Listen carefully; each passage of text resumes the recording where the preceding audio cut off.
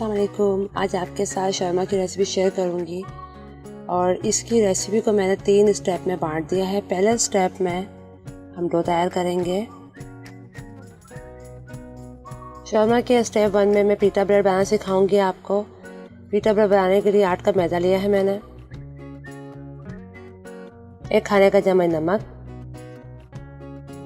4 खाने के चम्मच ऑयल, 4 खाने के चम्मच ईस्ट, 4 खाने के चम्मच चीनी और नीम गर्म पानी। ये इसके इंग्रेडिएंट्स हैं। सबसे पहले मैंने हाफ कप पानी लिया है और उसमें ईस्ट और चीनी डाल दी है और इसे अच्छी तरीके से मिक्स कर लिया है। अब मैदे में नमक, ऑयल और ईस्ट वाला मिक्सचर डालकर बहुत अच्छी तरीके से मिक्स करना है और एक सॉफ्ट सा डो तैयार करना है। इसका डो बहुत हार्ड नहीं होना चाहिए, एक सॉफ्ट सा डो तैयार करना है।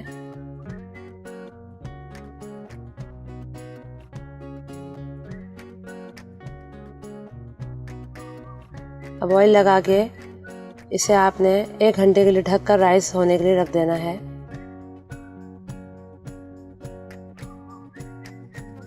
देखिए 1 घंटा हो चुका है, अच्छे से राइस हो चुका है। अब एक दफ़ा फिर ऑयल हाथ में लगाकर आप इस डो को एक दफ़ा फिर इसे आपने गूंदना है।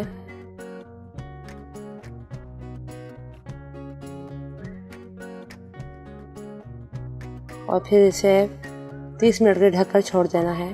30 मिनट के बाद दोबारा से इसे निकालना है और इसको डिवाइड कर देना है।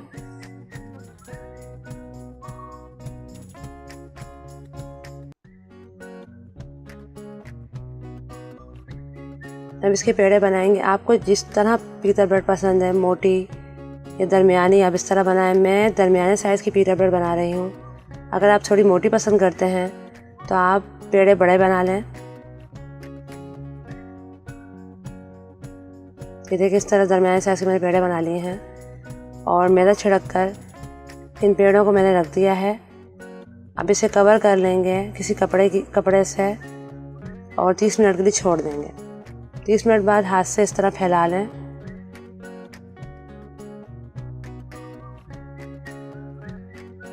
अब इसे रोलिंग पिन की मदद से बेल लेना है। 6 या 7 इंच की आपने एक रोटी तैयार करनी है, राउंड।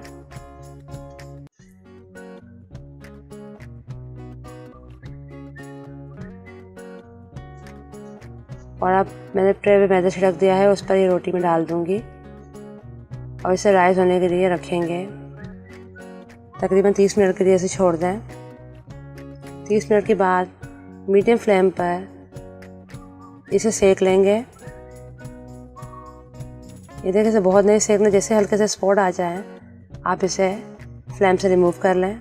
ये देखिए पीटा ब्रेड रेडी हो चुकी है।